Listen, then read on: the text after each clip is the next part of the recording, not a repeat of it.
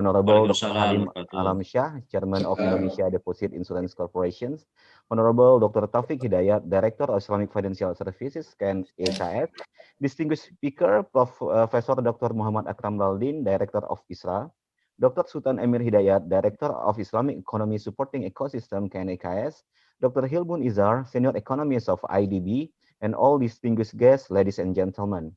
Welcome to international webinar organized by Ikatan Ahli Ekonomi Islam Indonesia or IAEI, Komite Nasional Ekonomi Keuangan Syariah or KNEKS, and Indonesia Deposit Insurance or Lembaga Penjamin Simpanan LPS. This webinar is part of Road to Indonesia Syariah Economic Forum or ISEF 2020. Topic of our today's seminar is ensuring economic stability and resiliency in response to pandemic shock. Policy choice from Islamic economic perspective. In this webinar, we aim to explore how Islamic economic-based policies can contribute to promote economic stability and resiliency. As we know, COVID-19 brings not only health issues all over the world, but also economic disaster in some countries, including OIC countries.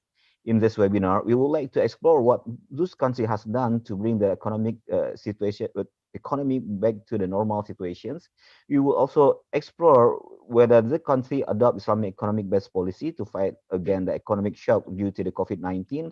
And of course, we would like to know to what extent Islamic economy could outperform or at least provide additional contributions in assisting OIC countries recovering from current economic turbulence.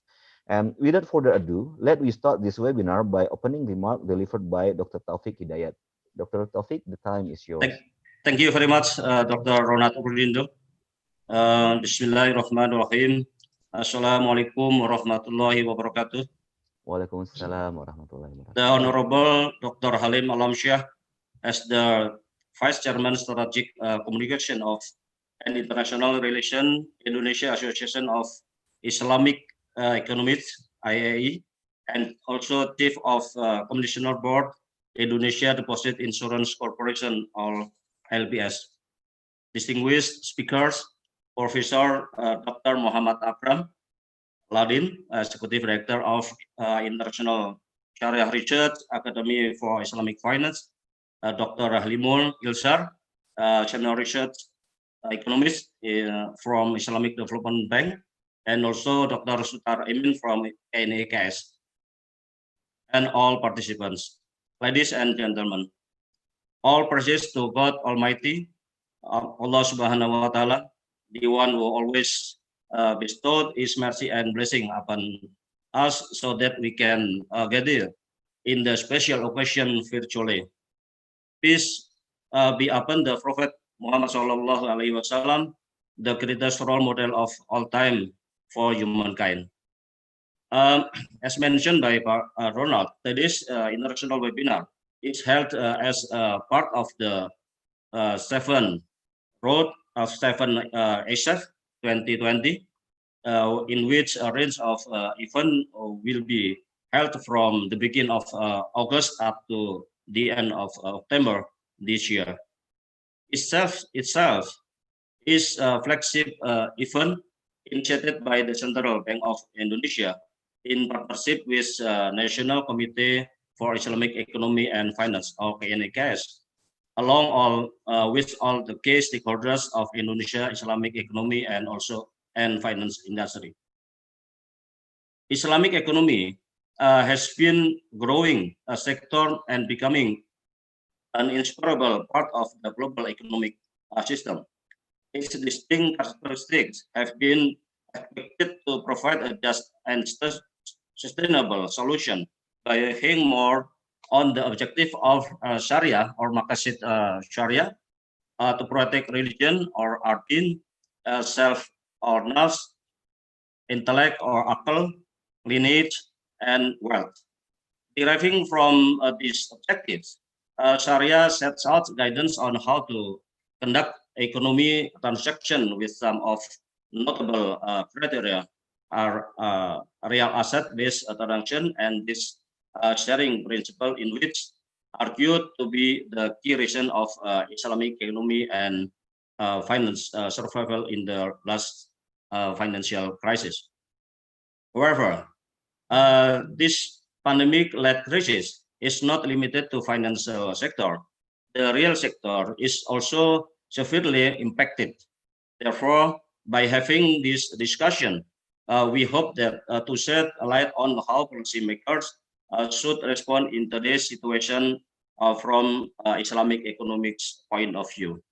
Ladies and gentlemen, according to the data from World Health Organization, currently there are around 23 million total cases of coronavirus worldwide. We are facing an invisible threat that affects all spheres in our lives, including economic activities. We are forced to change our behavior significantly due to the coronavirus outbreak. Therefore, it is important for regulatory body and also authorities to be agile and also yet prudent in adjusting their policy response toward pandemic-led potential crisis to maintain the stability and also resiliency of the economy. Furthermore, it is worth noting that the global economic growth is predicted to be at minus 4.9% in this year, according to the IMF outlook in June, the lowest since the global financial crisis. Regulators and authorities worldwide have been taking different approach in responding this adverse impact of pandemic. Therefore, it will be interesting to see how the policymakers are responding distinctively, and most importantly, what is Islamic economics take on this issue? What is the policy recommendation in addressing the pandemic-led crisis from Islamic economics point of view?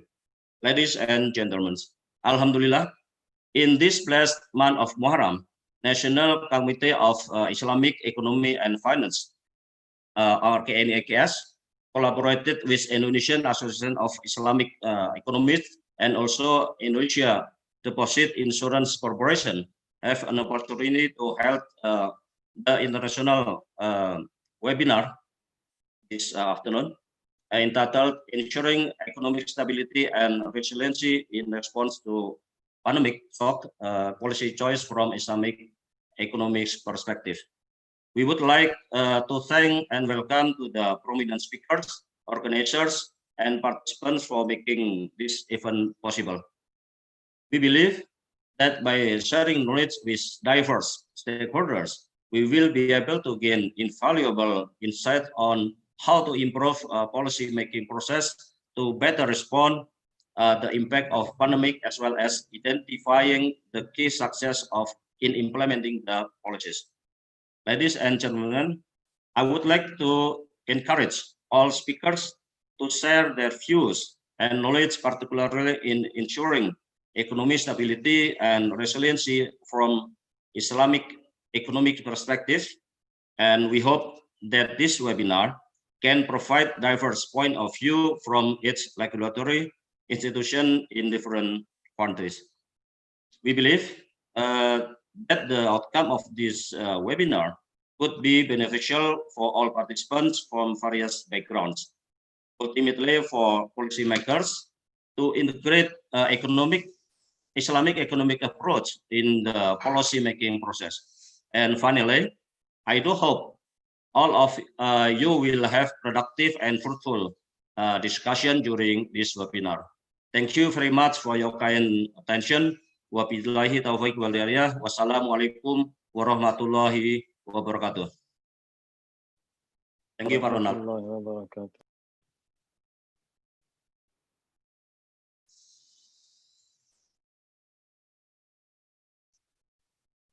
Di-unmute dulu now. Sorry.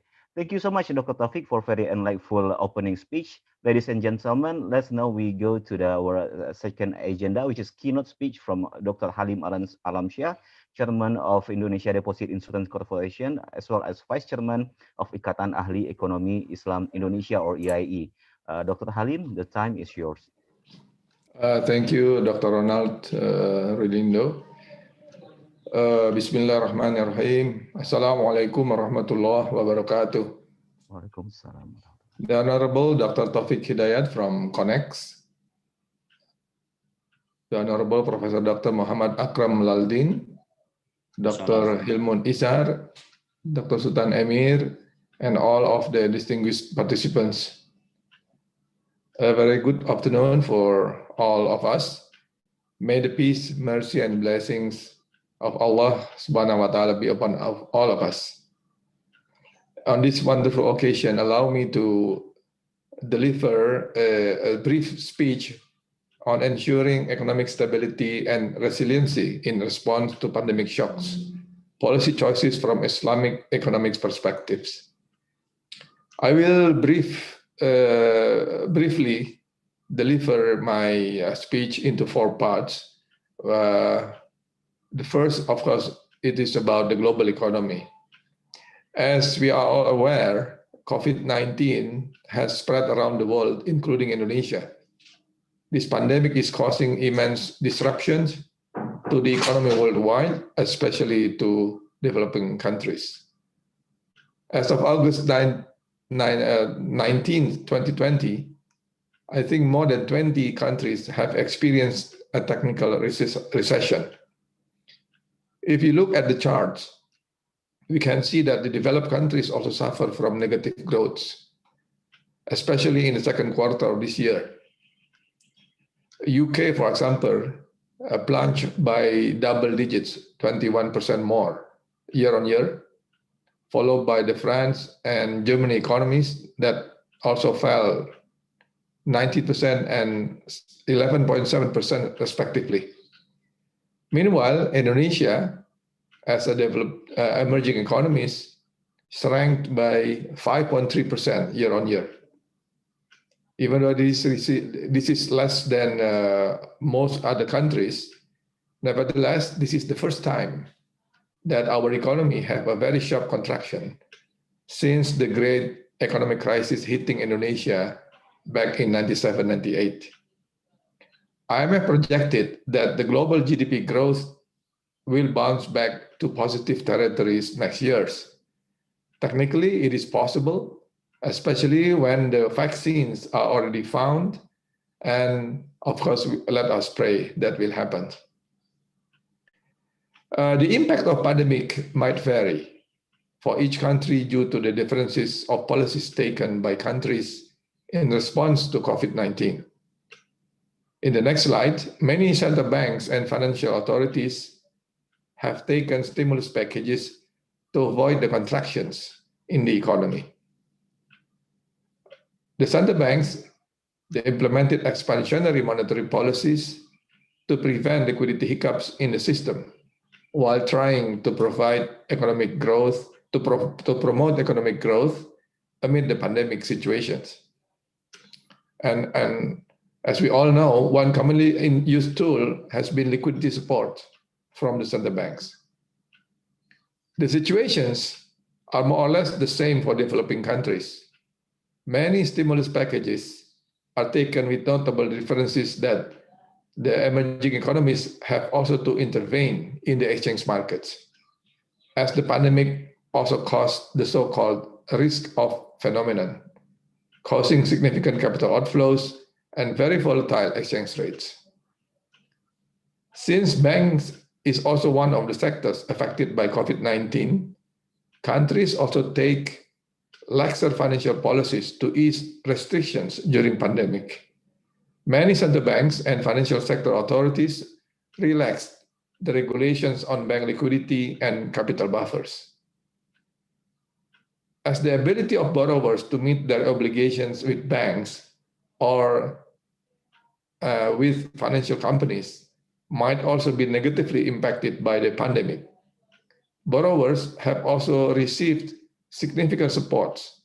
Many countries have implemented credit guarantee and credit restructuring schemes.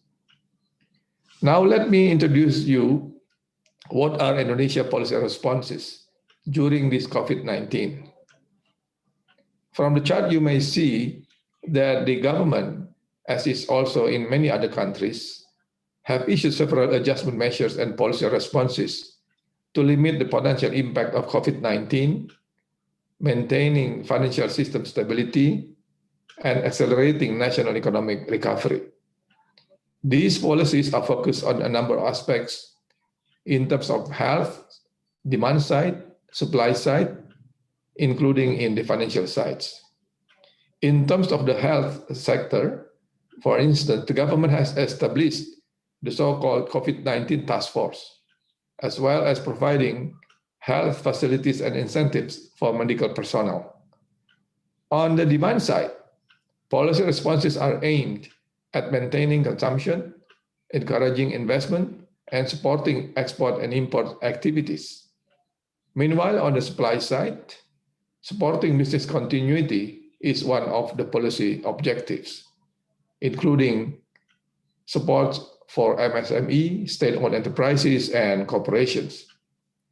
Later, realizing the policies in healthcare, demand sides and supply sides are interrelated and must be implemented in a well-coordinated fashion, the government set up a coordinated committee chaired directly by senior coordinating economic minister. From the financial sides, as you may aware also, the risks are also rising, not only in terms of the risk in the credit risk, market risk, as well as liquidity risk. All the financial authorities are fully aware of the situation. The Standard Bank, for example, have taken a lax monetary policy and expanding the liquidity into the banking system to make sure ample liquidity available in the system, including implementing extraordinary measures, such as buying directly government bonds in the primary market, something that is actually not allowed by the Central Bank law. For that purpose, the government has introduced the emergency law, making sure the Central Bank is not directly in contradiction with their usual mandate. Meanwhile, from the financial institution regulation and supervision side, the Indonesian Financial Supervisory Authority, together with the Ministry of Finance, introduced the so-called credit restructuring schemes, especially to help the small medium enterprises and state enterprises to ensure the economic activity, especially at the grassroots levels and vital sectors, remain in place. We at the Indonesian Deposit Insurance Corporation, or LPS, also has taken several measures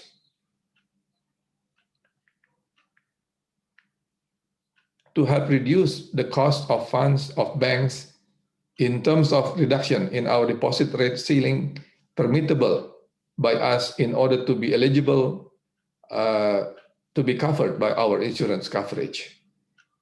Furthermore, LPS is also taking a more vigilant stance on monitoring problem banks, including the possibility to take early intervention or early resolution by providing liquidity to those problem banks with a view to preventing a systemic contagion in the banking system. In the context of mitigating COVID-19, Indonesia policy choices, especially from the view of the government and financial authorities, are also eyeing what Islamic economics could minimize the impacts and support the flagging economic activity. Definitely, the impact of this pandemic will not be the same felt by economic agents. Therefore, guidance from Islamic economics are very relevant to provide guidances to many of the authorities as well as the society as a whole on how people, especially the rich, manage their wealth and how the authorities distribute those funds in a fair and productive way. It is in this juncture, the social safety net provided by the government currently needs to be matched or even strengthened by us as member of civil society or member of non-governmental agencies or even Islamic organizations such as Baitul Mal wa Tamwil or Infaq, Sadaqah, and Waqf funds. Furthermore, this is also the right time, if not the best time, to show to all ummah or the society at large in Indonesia the beauty of Islamic economics principle, to show the real working of non-riba business principles. We may want to help each other by providing productive funds based on a fair model, that is profit or at least revenue sharings. This is also the right timing for us to push the setting up of bigger and more efficient Islamic banks in Indonesia, so as to increase the channeling of productive financings in order to promote businesses based on Islamic values. Of course, the government and KNEKS, or KNEKS in this case, have an instrumental role in realizing this idea. Lastly, this is also the best time for us to show our care, our concern, and our obsessions in strengthening the mobilization of Islamic funds through infaq, sadaqah, zakat, and waqaf in a more systematic and efficient way. Of course, we know that without enough financing, all of those ideas that we are going to discuss may only still be a dream. In particular, I would recommend there are several recommendations or programs that can be carried out to deal with the impacts of COVID-19, such as distribution of direct cash assistance, or BLT in Indonesian terms. This activity has been done by the government, but of course, we may strengthen these efforts using the funds generated from zakat, infaq, and sadaqah to increase the purchasing power of the poor. Secondly, we can also develop supporting infrastructure, such as building up better health services and education, and funding this activity can be provided by waqaf. And I think there are several organizations in Indonesia that are already doing this, even though not in a big way. The third, we can also do business capital assistance to maintain business continuity and support small businesses. Islamic financial institutions can support such activity by giving appropriate incentives, and in this case, including also the setting up of a new and bigger Islamic banks. The fourth, harmonization of tax and zakat, and also rethinking the governance structure of many Islamic social finance institutions to maximize the potential of zakat and help alleviating social problems. And lastly, utilizing Islamic microfinance to support consumption and production activities hand in hand with the conventional ones. In this case, once again, KNEKS may want to take a bigger role and say in the design of the appropriate model during these pandemic conditions. Ladies and gentlemen, in conclusion, I just would like to remind all of us again that this pandemic is causing immense disruption to the economy worldwide, including in each of our countries. Many policies taken by countries in response to COVID-19, including Indonesia, are implemented and synergized between the government, the financial authorities, and also the society at large. And I think there is still scope to strengthen these efforts using the Islamic principles that I have already explained.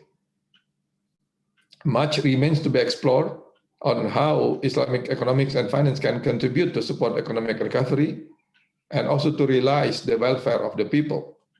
However, it depends on how we can convince stakeholders to adopt Islamic economics-based principles as the alternative to existing policies.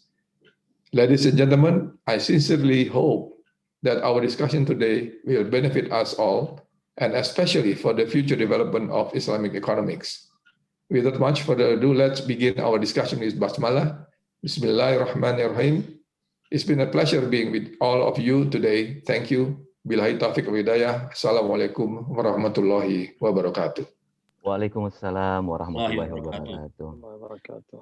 Thank you so much, Dr. Halim Alamsyah, for very enlightful and informative speech. We learned a lot from your speech that what has happened all over the globe due to this pandemic and what kind of policy response have been undertaken by the government and central banks in many countries, including in Indonesia. And you also have highlighted how Islamic economics can contribute to overcome the economic shocks that attack many countries. But now let we see how the implementation in various countries, and through the sharing of knowledge from our three prominent speakers. It's so unfortunate to announce that Brother Abdullah Haron from IMF and Brother Jhordy from IFSB, I regret cannot join with us today due to another important meeting. But from another perspective, at least we have more time to discuss with our three speakers today. And maybe we can start with our first speaker, Dr. Sutan Emir Hidayat, Director from KNEKS. I will read a little bit about his biography. Dr. Sutan Emir Hidayat is currently Director of Islamic Economic Supporting Ecosystem from National Committee for Islamic Economic and Finance (KNEKS) of Republic Indonesia. He is also Associate Professor at International Open University. He obtained his PhD and MBA from International Islamic University Malaysia, and he was also Dean of Business Administration Department at University College of Bahrain prior joining the KNEKS. Dr. Sutan Emir, let me start our session today. The time is yours. Thank you, Dr.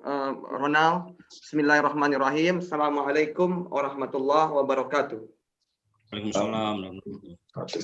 Alhamdulillah, wassalatu wassalamu ala rasulillah, amma ba'du. Rabbi syrah li sadri wa yassir li amri wahlul 'uqdatan min lisani yafqahu qawli. Amma ba'du.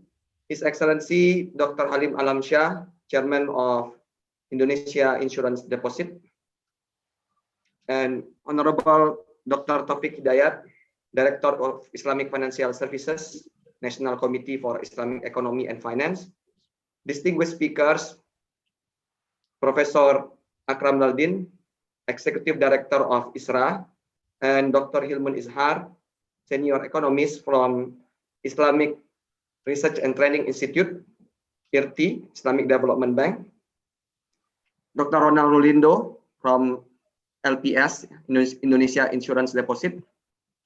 Please allow me to share my presentation, 1 minute. Is it possible for the host to allow me to share my slide? Otherwise, maybe if someone can share my slide.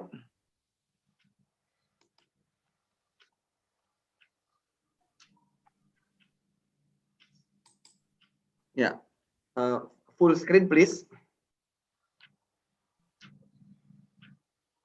Yeah, actually, my presentation will be more or less the same as what it has been mentioned by His Excellency Dr. Halim, because we are talking about the same country, Indonesia. So I'm going to elaborate more, maybe, inshallah. So this is the outlines of my presentation. We will start with the impacts of pandemic on economic resiliency and stability in Indonesia, and then some policies undertaken by Indonesian government, which have been explained and elaborated by Dr. Halim, or financial regulators, to maintain economic and financial stability as responses to the impact of the pandemic. And then the last one, some Islamic economic tools to minimize the pandemic impacts in Indonesia. Next slide, please. Yeah. As per yesterday,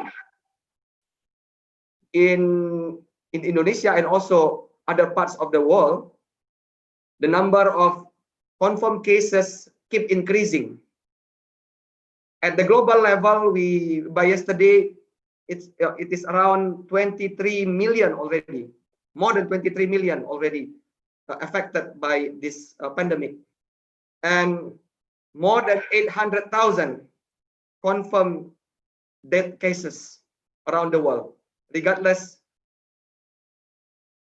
in developed countries or in developing countries.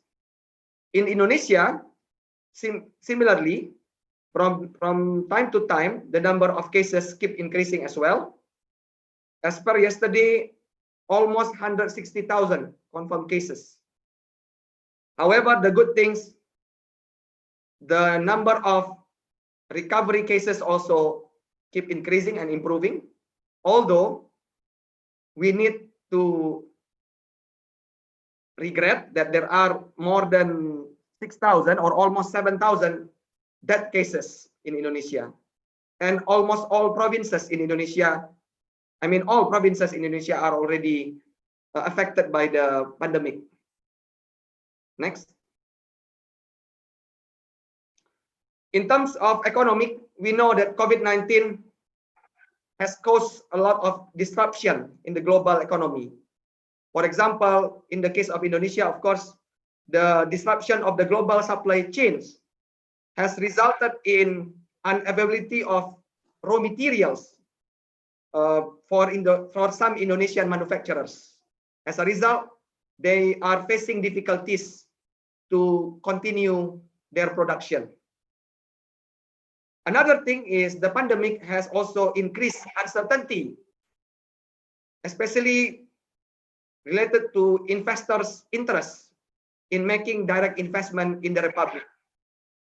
As a result, the pandemic has caused a significant decline in investment in goods and services, as well as private consumption and investment. For example, private consumption is predicted to decline in the range of 4.6 to 5% this year.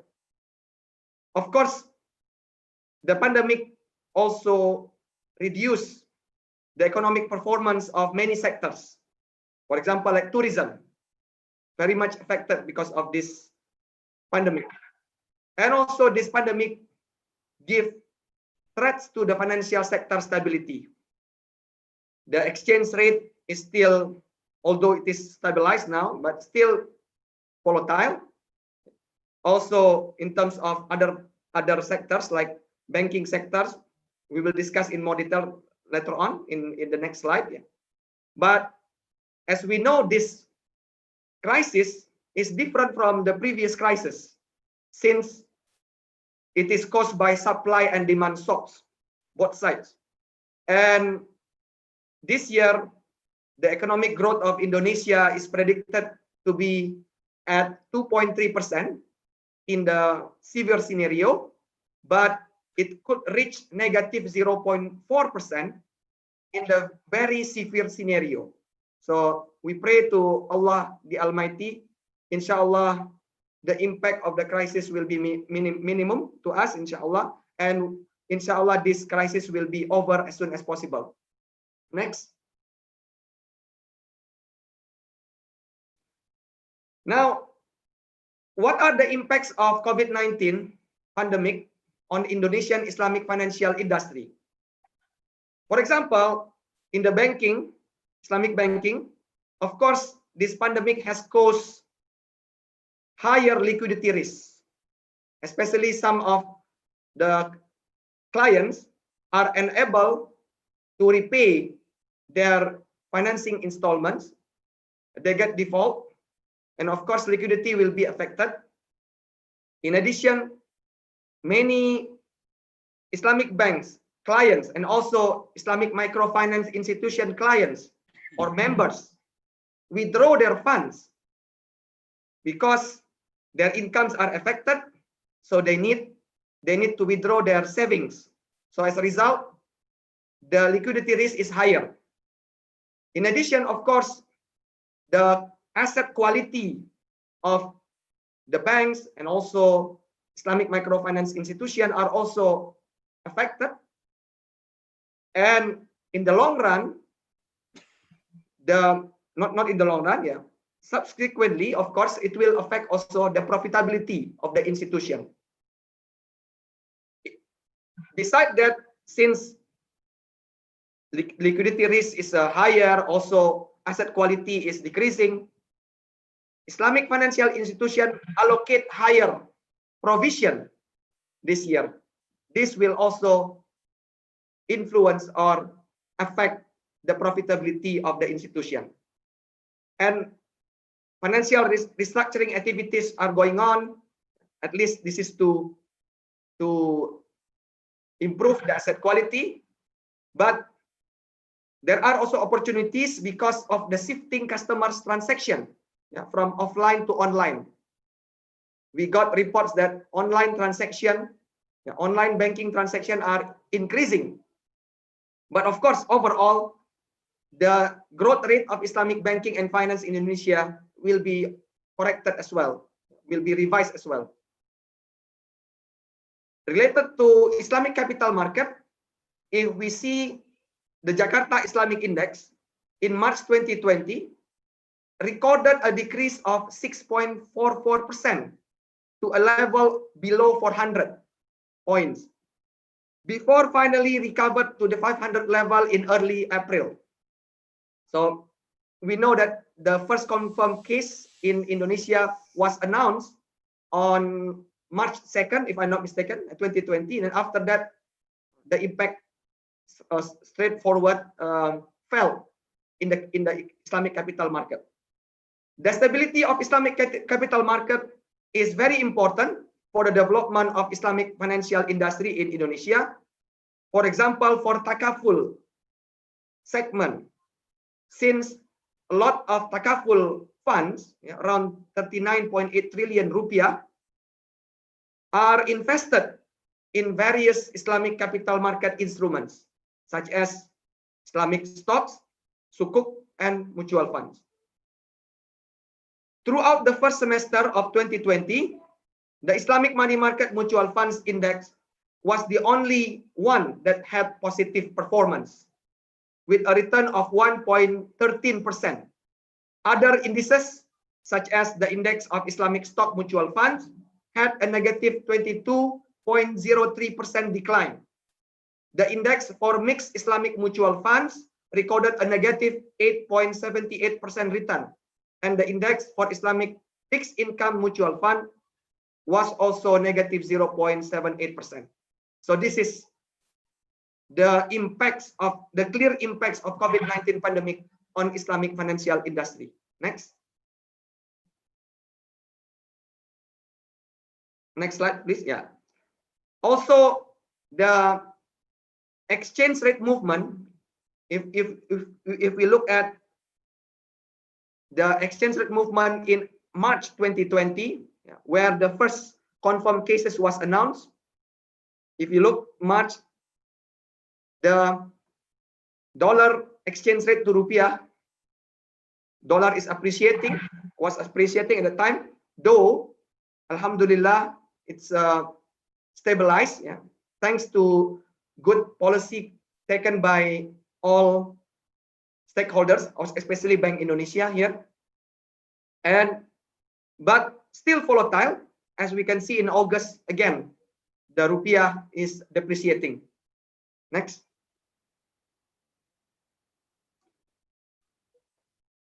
COVID-19 pandemic has affected many people in Indonesia. Why?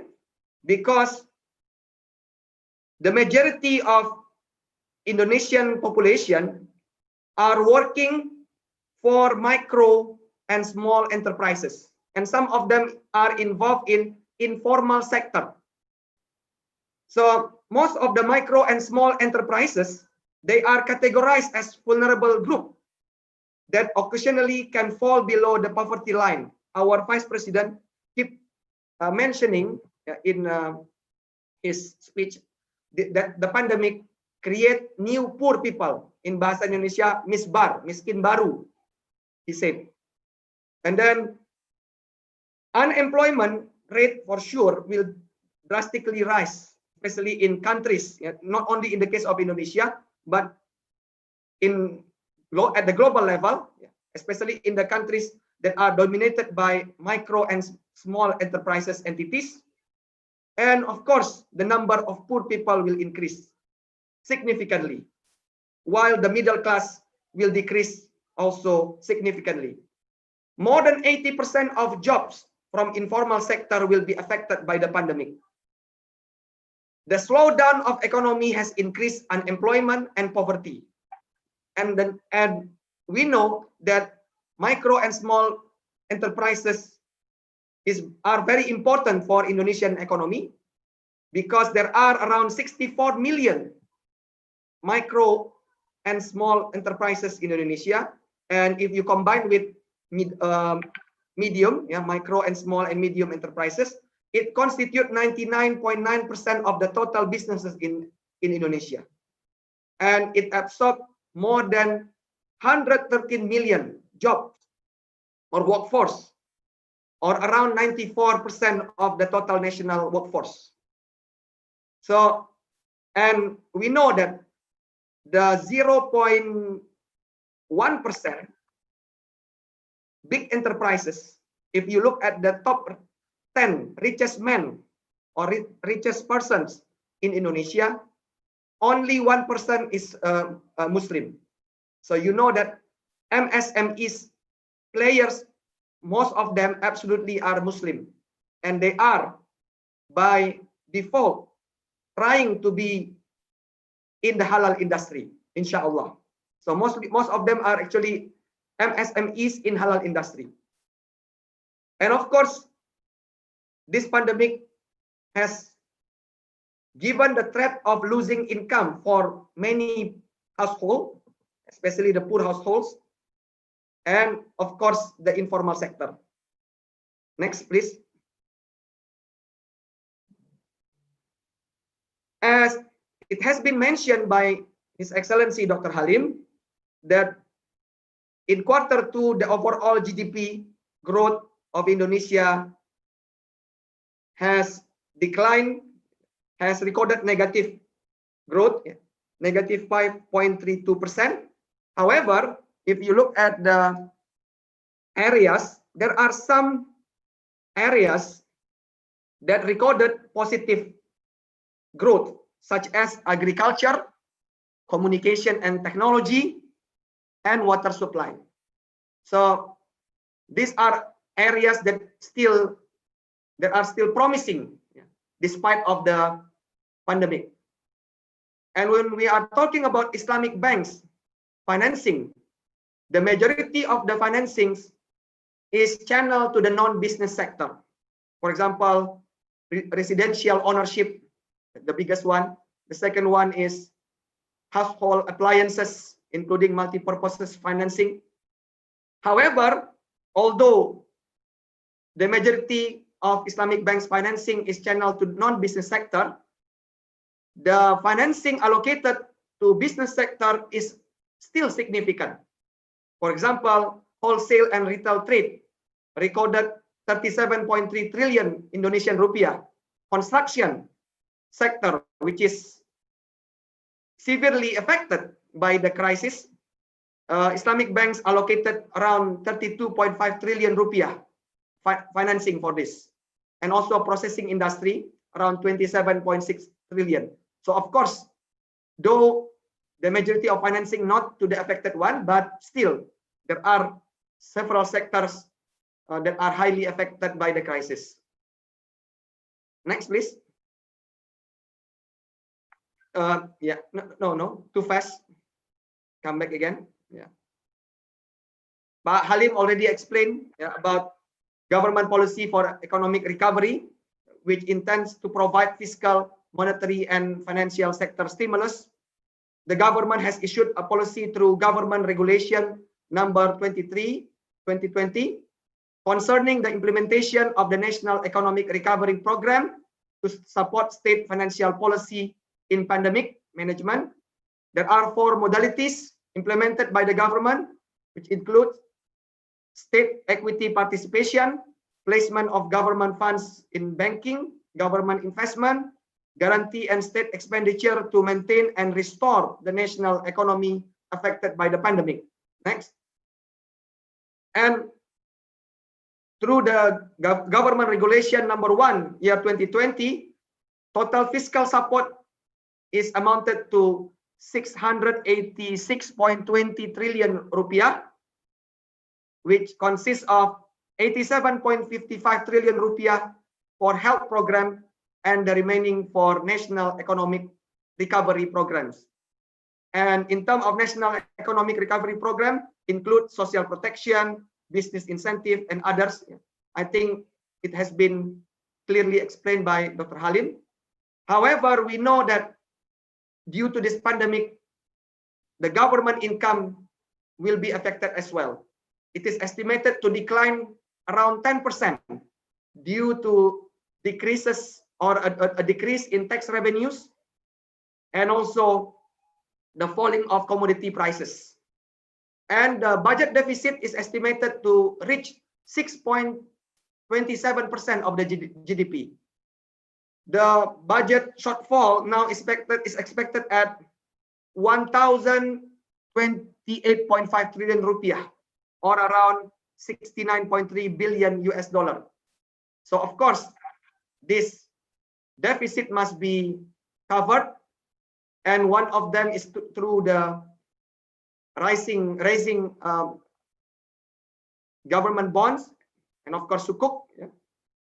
For that reason, government needs alternative sources of fund to minimize the fiscal burden, and one of them can be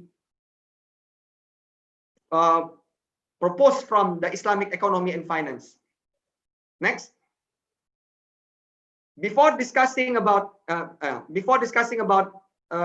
Islamic economy proposed solution, we know that financial regulators, in this case OJK, has come also with many rules, regulation to minimize the impact of the crisis. I'm not going to explain in details about this. Maybe we can continue to the next slide. This is this is the alternative from Islamic economy. Also has been mentioned by Pak Halim. Islamic social finance, especially zakat, infak, sadaqah, wakaf, has strong potential in promoting both social and economic development. It also offers social finance instruments that target the poor, the needy, and the vulnerable group, the one that we have discussed earlier. Next.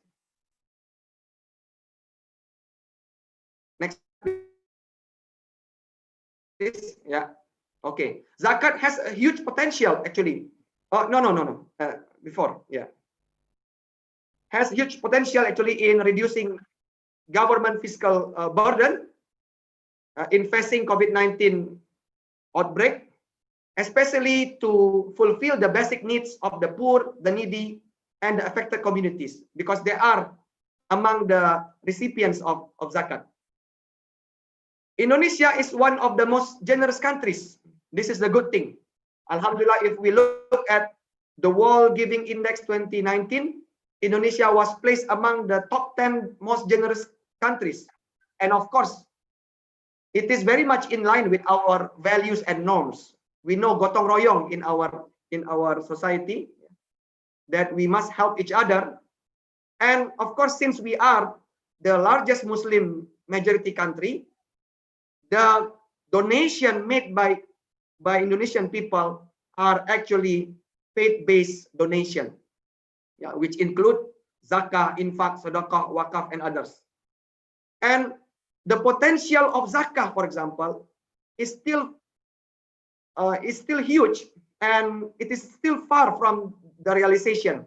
For example, in 2019, the potential of zakah collection was estimated around 233.84 billion trillion rupiah, or around almost 15 billion US dollar, while the actual collection stood around 10 trillion rupiah only.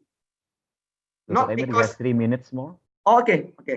Because most Indonesian, one of the reason, because most Indonesian pay their zakah not through formal amil. Then, however, from 2002 to 2019, the trend to pay zakah, infak, and sadaqah through formal amil has improved, since the collection of zakat, infak, and sadaqah has increased with average growth of 36.2% during the period. Next, please. Next slide, please. And zakah can stimulate the economy. Zakah provide basic necessities for the poor and the needy. They don't have money. Now they have money, so they can demand products, especially basic necessities. So additional demand will simultaneously generate supply, of course. And zakah somehow can be also used for micro and small enterprises empowerment program. For example, how to link them with their potential buyers or with their buyers through online market mechanism. Zakah contribution to finance development programs exceed $500 billion per year, and this is 20 times bigger than the total global humanitarian aid, according to UNDP. Next. And in Indonesia, to effectively improve zakah collection, management, and distribution, we need to implement the digitalization of zakah for all aspects, collection, operational, and distribution, and to be integrated with zakah information system as well as government social and development programs databases. Next. The government, through National Committee for Islamic Economy and Finance,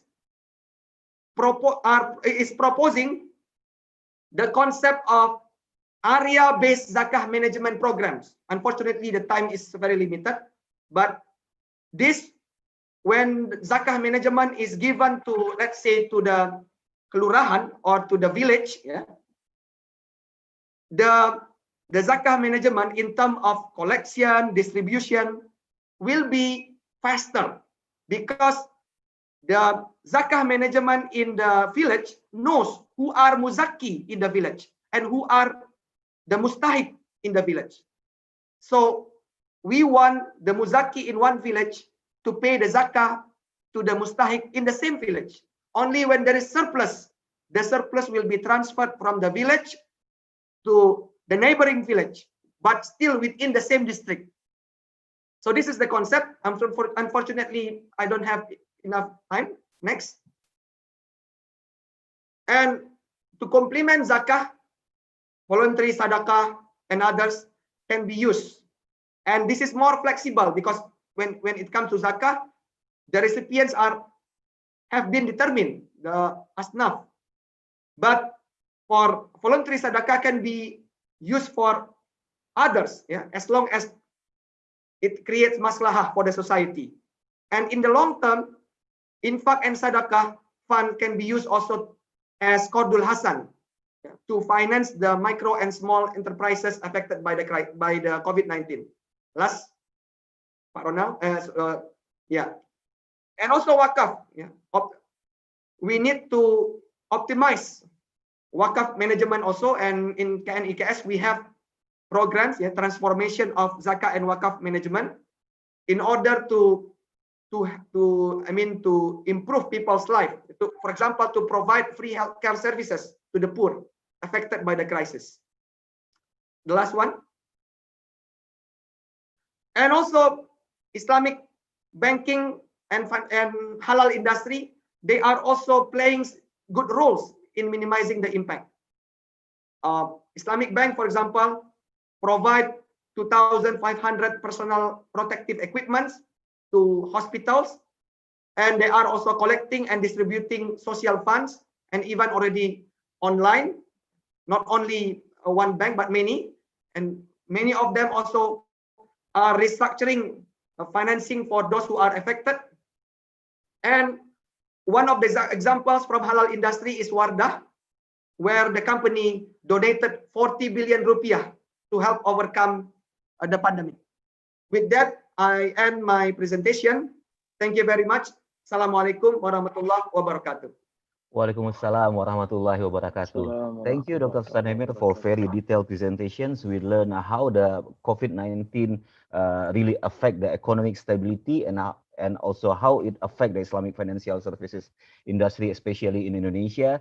We also learn a new term, misbar, miskin baru, what I know about Misbar is actually we share a childhood time with Dr. Sutan Emir. Misbar is Gerimis Bubar or layar tancap, but unfortunately now we have another term for Misbar, which is Miskin Baru. And Dr. Sutan Emir suggests that we can, Islamic economy can help the government, especially to reduce the fiscal burden through the collection of zakah, which in Indonesia potentially can reach around 233 billion rupiah a year. But the major homework is how to collect such big amount. As we know that up until now, Indonesia only able to collect a zakah around 10 trillion rupiahs. But maybe we could discuss about it in detail later on in the question and answers. But now we go to our second speaker, my professor. Actually, I know Prof. Akram since a long time ago, I think 15 years ago, when I was with Dr. Emir study in IUM. Professor Dr. Mohamad Akram is actually Executive Director of International Sharia Research Academy for Islamic Finance or ISRA, and Professor at International Center for Education Islamic Finance in SAFE. Prior to joining ISRA, he was an assistant professor at Kuliah of Islamic Real Knowledge and Human Science (IRKRCS) of International Islamic University Malaysia. In period of 2002-2004, he was visiting professor at University of Sharjah, United Arab Emirates, and Prof. Akram earned his degree in Islamic jurisprudence and legislation from the University of Jordan, Amman, and PhD in Principle of Islamic Jurisprudence or Usul Fiqh from the University of Edinburgh, Scotland, United Kingdom. So, ladies and gentlemen, without further ado, Prof. Akram, the time is yours. Bismillahirrahmanirrahim. Wassalatu wassalamu ala ashrafil anbiya'i wal mursalin wa ala alihi wa sahbihi ajma'in. Allahumma la ilma lana illa ma 'allamtana innaka antal alimul hakim. Allahumma la sahla illa ma ja'altahu sahla wa anta taj'alul hazna was-sa'ba in syi'ta sahla. Ayuhal ikhwatul kiram, uhayyikum bi tahiyatil Islam. Assalamu alaikum warahmatullahi wabarakatuh, and a very good evening to everyone. First of all, thank you very much, Dr. Ronaldo. Yang saya muliakan Pak Halim, Dr. Halim. I think he because of his commitment, he has left us. Dan yang saya hormati, saya muliakan Pak Taufik, Dr. Taufik Hidayat, sahabat-sahabat yang lain, Dr. Sutan dan Dr. Hylmun, and other speakers and all the participants. Alhamdulillah, first of all, we praise Allah subhanahu wa ta'ala for his grace and mercy that we are here today.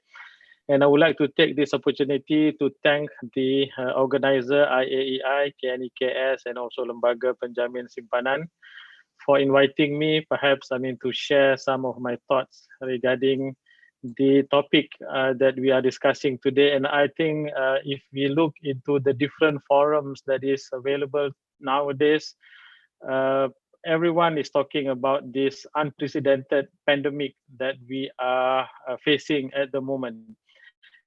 And I think perhaps all of us can remember throughout our life. You see, I'm now more than 50 years of age.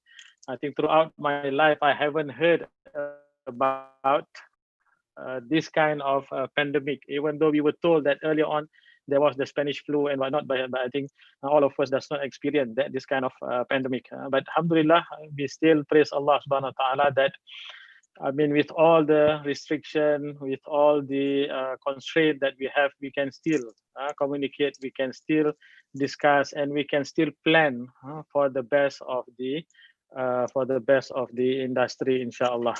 Now, before I go through my slides, just to share some of the measure that is taken by the Malaysian government on the to address, this pandemic. Among others, we have seen that there are several stimulus packages that was announced by the government of Malaysia. First is the 6 billion package, which was announced on February 27, including increased health spending, temporary tax and social security relief, cash transfer to affected sectors, and also rural infrastructure spending. And then we have seen that another announcement in March 16, 2020 about the electricity discounts and also temporary pay leave. And then another stimulus package of 25 billion ringgit in March, including additional health spending, cash transfers to low-income household, wage subsidies to help employers retain workers, and also infrastructure spending in East Malaysia. And so in total, there is around 280 billion ringgit package that was announced by the government. There are the employees will allow a special withdrawal from their employee provident fund. I mean, this is a pension fund. It's a mandatory pension fund for all civil servants and also those who are working in the private sector. That is the EPF, or in Malay we call it KWSP, Kumpulan Wang Simpanan Pekerja. So they are allowed to withdraw from their account. I mean, these are all measures to stimulate the economy, and we have seen that the Bank Negara have lowered the SRR ratio by 100 basis points to 2% effective, and also on March 27, Bank Negara have increased its financing facilities by 4 billion to 13.1 billion. That is about 0.9% of the GDP. And there are certain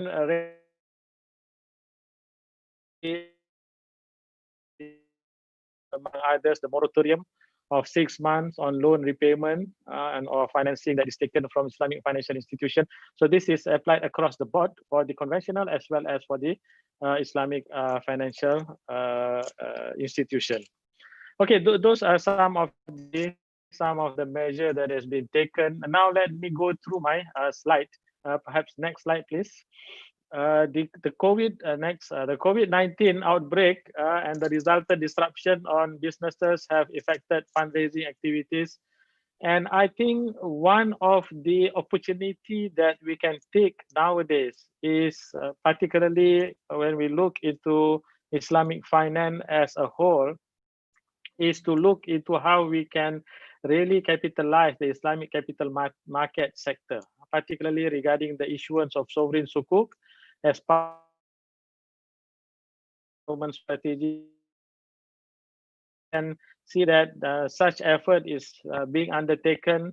And I believe that even in Indonesia, I mean, there are quite a number of such initiative is being undertaken.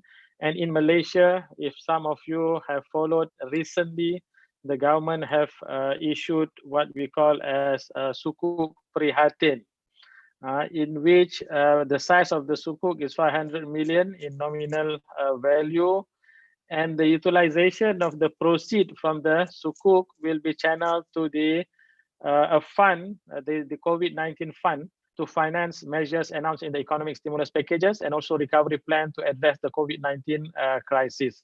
So this is one of the effort that has been taken by the government here in Malaysia. And we can see that with the economist better COVID-19 crisis 2020 may see additional sovereign sukuk to support fiscal stimulus and also maintain its growth rate. And so perhaps we can always, use this opportunity to enhance further the capital market sector in Islamic finance generally. Next slide. On the issue of sovereign sukuk, also will help Islamic banks to improve their return on investment and also to expand their list of Sharia compliant eligible collaterals for liquidity purposes. And as we know that some of the sukuk may also qualify for increasing the bank's pool of HQLA, the high quality liquid assets. Therefore, the sukuk issuance should not only help the jurisdictions to finance their deficit, but also it is important to have a regular issuance program by governments or relevant authorities of a sufficient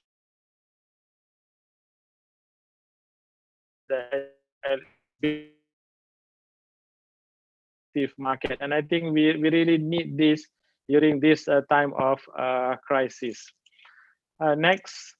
Apart from that, I can see that I think Pak Halim and also by the Emir earlier on, Sutan Emir has already touched on the role that awqaf, zakah, sadaqah can also be used in order for us to assist those industry as well as those people who are less fortunate in this in this pandemic.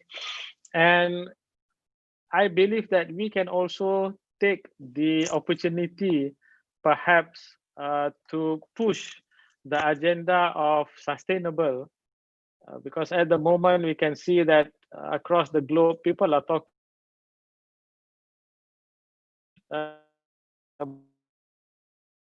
as VBI, value-based intermediary, SRI, ESG, and also other, ethical financing and whatnot.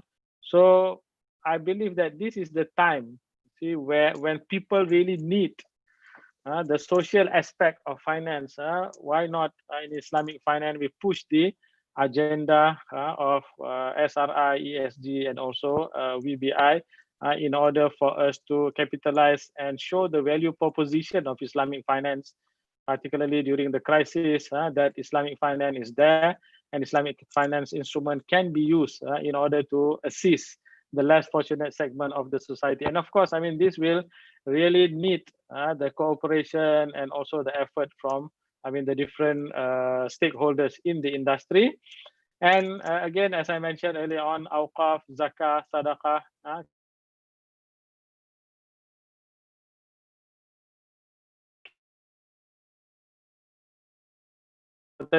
Islamic instrument and can directly be used for poverty alleviation and financing of education and healthcare sectors, and also the SME.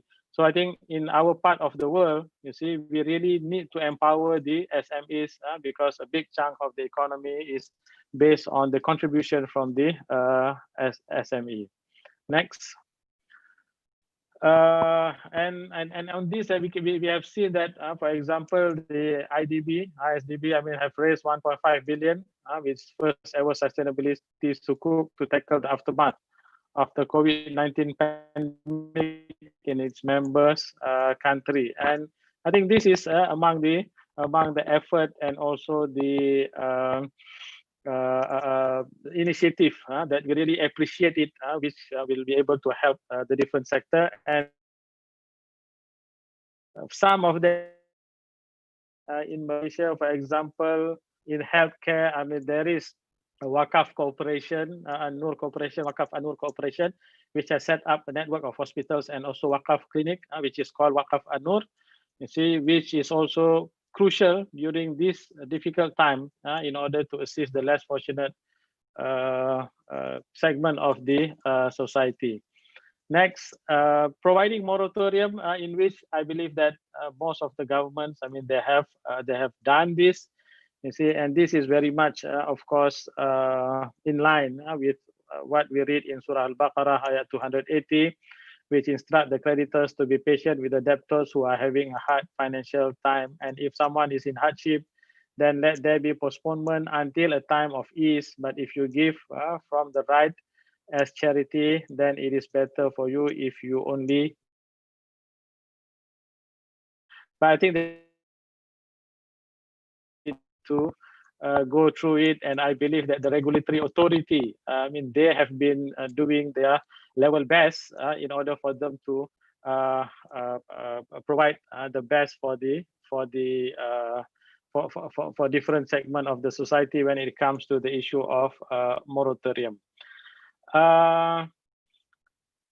When we talk about next slide, please. If you look into the recent resolution of Nadwatul Barakah, it is stated that in the circumstances of pandemic such as COVID, it is desirable to expedite the payment of zakah before the wealth on which it is due has been possessed for a year. And I think this view is also condoned by some of other scholars, such as Sheikh Ali,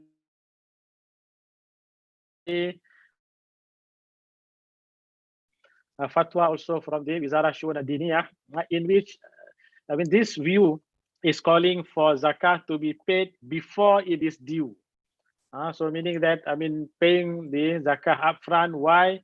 Because it is a need, and so that it can be used at the time of need. Because usually, I think in most cases, we can see that during Ramadan, you see the amount of zakah that is collected is quite high, apart from, of course, zakatul fitr. I mean, usually in order for easiness, people will count their zakah in the Hijri calendar, and they will make Ramadan as the time when they pay their zakah. But this different fatwas that is there on the screen is calling when there is a need to do so. So I mean, we can see that, I mean, there are avenues and also there are ijtihadat in Islamic law that we can always use in order for us to look at the different ruling of Sharia related to zakah and others. And even when we talk about waqaf, you see, I mean, how waqaf is being used, we can see that the utilization of waqaf usually, I mean, it is wider compared to the utilization of zakah. I mean, the avenue in which we can use waqaf is much more wider. And nowadays, we can see that, for example, you see, there is initiative to issue waqaf sukuk, for example. You see, Prof. in Akram, which 5 more minutes. Yes, okay, in which I mean, in the waqaf sukuk, we can see that there is the element of permanent as well as temporary waqaf, which is embedded in the structure. So these are among the things that we can always use, you see, during the pandemic in order to stimulate the economy. Next. In terms of, I think there are a lot that has been said about rescheduling, refinancing, reclassification. And I think to summarize on this point, it is very important, I mean, during this crisis period, that the different stakeholders in Islamic finance, whether it is the regulator, it is the financial institution, it is the scholar, to sit together and think on how a particular instrument, you see, that has been executed in Islamic finance can undergo the process of rescheduling or refinancing. You see, take for example, if we are talking about a murabaha facility, we know that murabaha is a sale-based product. You see, when you talk about a sale-based product, if you sell a particular asset to another person with 1,000 ringgit, for example, the ceiling price that you can take from the person is only 1,000. You cannot take more than 1,000. Even though nowadays, I mean, there are different structure that is being used where the selling price is being some sort of bloated, and then the financial institution are giving IBRA, or what we say, it's a discount for the price. So you see, in such a situation, if moratorium is given, then the bank does not have the liberty to increase any amount that is contracted with the client. You see, in a murabaha situation. Now, what will be the way out if they need to refinance, if they need to reschedule and whatnot? Of course, I mean, extending the period without affecting the ceiling price, there will be no issue with it. But if you need to restructure it with a new contract, then there might be some other Sharia issues related to qalbud dayn, for example, in which there will be some Sharia issue over there. So all these, you see, issues need to be discussed among the Sharia Supervisory Board, you see, in which would be part of the framework of the Islamic financial institution, where the regulators, the Sharia people, need to sit down and discuss on how to resolve, I mean, this particular issue. Next. In terms of liquidity risk issue, of course, when bank extend the period of financing, then they will have to bear the modification loss, you see, as a result of the extension of the period. Now, what is the Sharia view in dealing the modification loss and whatnot? So again, I mean, these are among the things that need to be discussed. And I think that the one of the tedious job is that how do you balance between the obligation of the bank to pay to the depositor? I mean, they have their own liabilities they have to pay, and also their obligation towards the customer who are taking financing from them. You see, on one side, they are not getting what they are supposed to get, but on the other side, you see, on the liability side, I mean, they have to pay to the depositors who place money with this. Now, how do we balance, I mean, all this?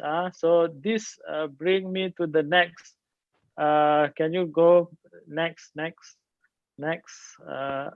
Yeah, okay. I mean, this, I think, we need to really enhance the concept of ta'awun in the time of pandemic.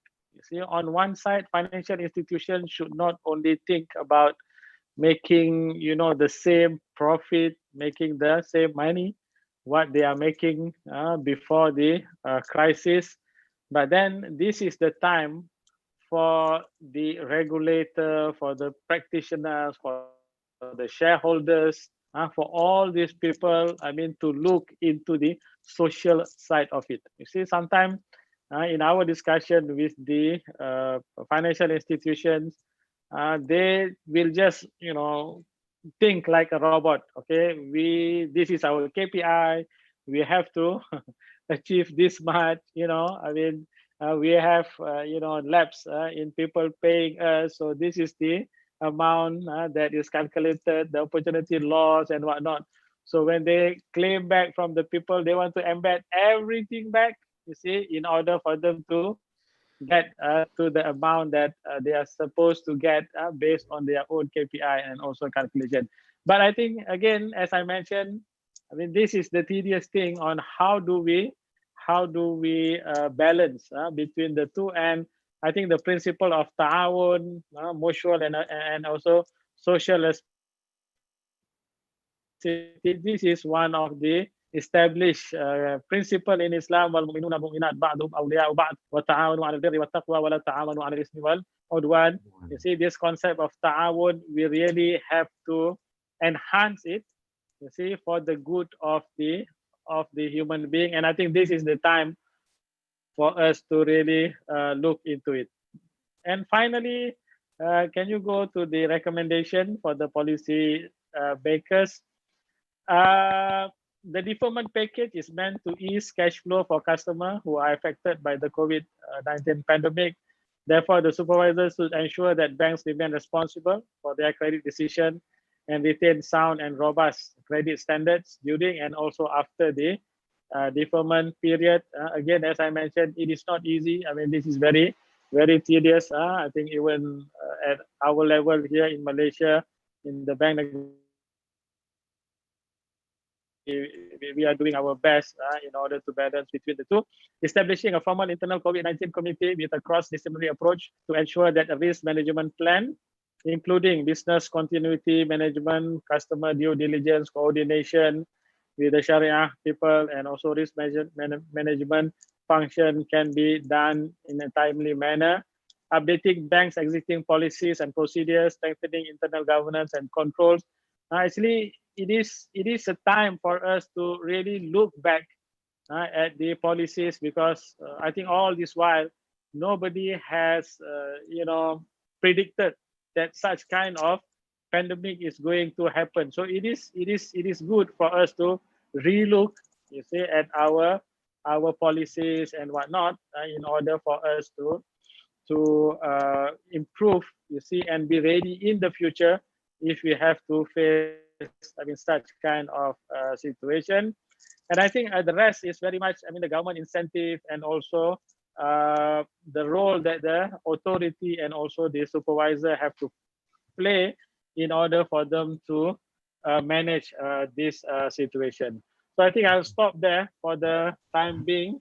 And my apology, I have to leave in about 5 minutes time, because I have another meeting that I have to attend at 3:30 Malaysian time.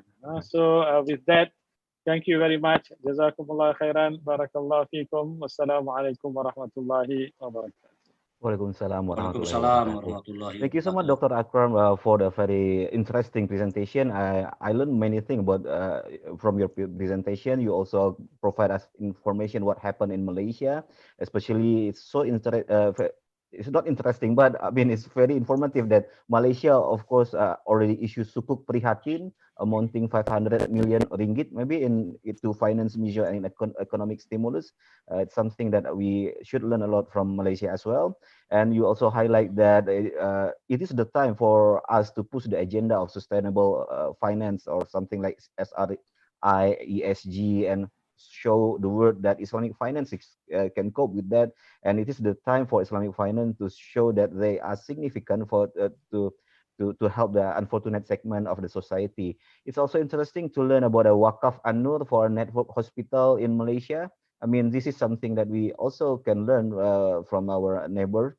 And you also mentioned about moratorium. Yes, it have been applied in some countries, but you also provide, I mean, explain about the impact as well, that it might affect the stability of the banks, increase the risk, and so on and so forth. But this is there's also interesting thought from you that Sharia board could also play during this condition to help the bank to maintain its stability, at least from the governance perspective. But the most important thing that you explain here, which rarely people talk about it, is about the ta'awun during this pandemic era. It's time for us to help each other, including the Islamic financial institution as well, should not left people during the hardship, while they also already take many advantage during the normal period. And I know that you have another meeting after this, but maybe you could answer one of the question from the participants. They asked about strategy to convince, I mean, it's quite sensitive actually, how to convince the government, which may be a little bit liberal, and I mean, adopt the more economic capitalism, to how to convince them to use and shift to the Islamic economics, to adopt the Islamic economic policy. I think you see what we need to do is that we always talk about the beauty of the Islamic economics system. You see, but we have not really gone deep into it and provide a good evidence, you see, to show about the beauty of Islamic economic activity. And I think we have the experience of Islamic finance for the past more than 40 years, and there are many instances in which we can take, and also we can demonstrate about the beauty of Islam. I give you one example. I'm involved in the Central Bank of Nigeria. You see, I'm on the Sharia board of the Central Bank of Nigeria. In Nigeria, before Islamic finance was introduced, people are a bit skeptic about Islamic finance. You know, of course, I mean, you know, in Nigeria, I mean, there are Muslims, there are Christians. You see, people are very skeptic about Islamic finance. And then we come up with the idea of issuing a sukuk, sovereign sukuk, right? And this sukuk, the proceeds of the sukuk is to be used to improve the road network in Nigeria.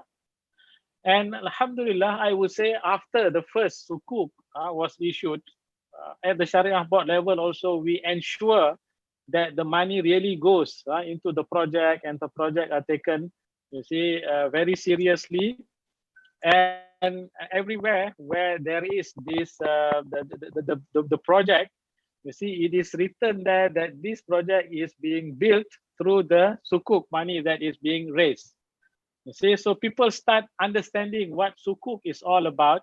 And there are people who were very skeptical about Islamic finance before, but when they see oh, I mean, this is sukuk, Islamic instrument, it is being used for the benefit of us. I mean, I used to go through a very miserable journey on the road, and now I have a very good road, you see, and it is built through sukuk. I mean, so people are very happy about it, and people start praising, you see, that sukuk is being used in a good way, you see, in order to provide better facility for people. So I think this is among the things that we do have a lot of good stories that we need to tell people out there about the beauty of Islamic finance, Islamic economics. But I think it is very important for us, you see, to craft on how do we convince the government and tell them that, you see, this is the value proposition of Islamic finance, especially when we talk about Islamic finance, we always talk about the ethical side of it, the akhlaq, adab side of it. So I think, you know, we really need to emphasize on the value proposition in order for us to convince the others about the beauty of Islamic finance. Allahu A'lam. Okay, thank you so much, Dr. Akram, for your time and Okay. valuable insight and talk. Ladies and gentlemen, it's time to go to our third speaker, my old friend, Dr. Hylmun Izhar, PhD. He's a senior economist at IRT, Islamic Development Banks. Previously, he also an economist, same at IRT, and he was a lecturer in Macfield Institute of Higher Education and doctoral fellow from Durham. He was a doctoral fellow from Durham University. Dr. Hylmun earned his PhD in Durham University. He's my old friend actually, teman seperjuangan in Indonesia, although we are separate miles away. But I apparently attended his PhD defense back in 2012 in Cambridge. And Dr. Hylmun earned his Master of Art in Islamic Finance from Loughborough University, and he got his bachelor degree in economics from University of Indonesia. Dr. Hylmun, the time is yours. Right. Assalamualaikum warahmatullahi wabarakatuh. Waalaikumsalam. Warahmatullahi wabarakatuh. Alhamdulillah rabbil alamin wassalatu wassalamu ala asyrafil anbiya'i wal mursalin walhamdulillahi rabbil alamin. I think first of all, I would like to extend my appreciation and gratitude to the organizer, KNEKS, LPS, and especially to Dr. Taufik and Dr. Ronald was very spot on. Yes, we celebrated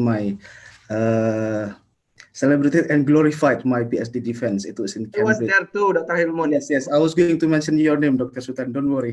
So we enjoyed the nice cappuccino in one of the cafes in Cambridge. So I'm really grateful for both of you, and I shall cherish this sweet memory for the years to come, inshallah. I think before I start my sort of, I will try my best to be very brief. And again, it may sound a bit cliche, but actually, I will have to be very late for my sort of another kind of this is a pre-planned meeting with the Saudi Arabian Monetary Authority. But anyway, I cannot say no to KNEKS and LPS when they ask me to say something.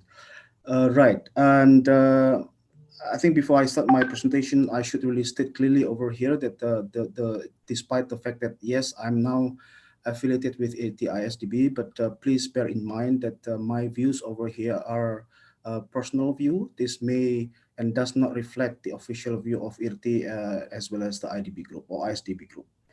And second of all, I think we should have a slight moment of pause. I should really remind this thing that last week, I think the Islamic economics and finance circle across the globe, we had sad news. We received a very sad news with the passing away of one of the renowned and prominent Sharia scholar, Sheikh Dr. Hussein Hamid. He was very instrumental in the early formation of the Islamic finance industry, and we should really pray that may Allah, have mercy on his soul and grant him Jannah, inshallah. Amin. I cannot welcome my other fellow panelists because many of them couldn't make it, and only the one and only Dr. Sutan Emir Hidayat. Right. Let me start by saying that this crisis is really different. And so typically people would like to create a comparison between the current crisis or the pandemic COVID-19 crisis with the 2008 global financial crisis. And essentially, these two are primarily caused by entirely two different matters or two different root causes. Whereas we do not want to reiterate many things, but the 2008 global financial crisis was predominantly caused by what was happening within the system.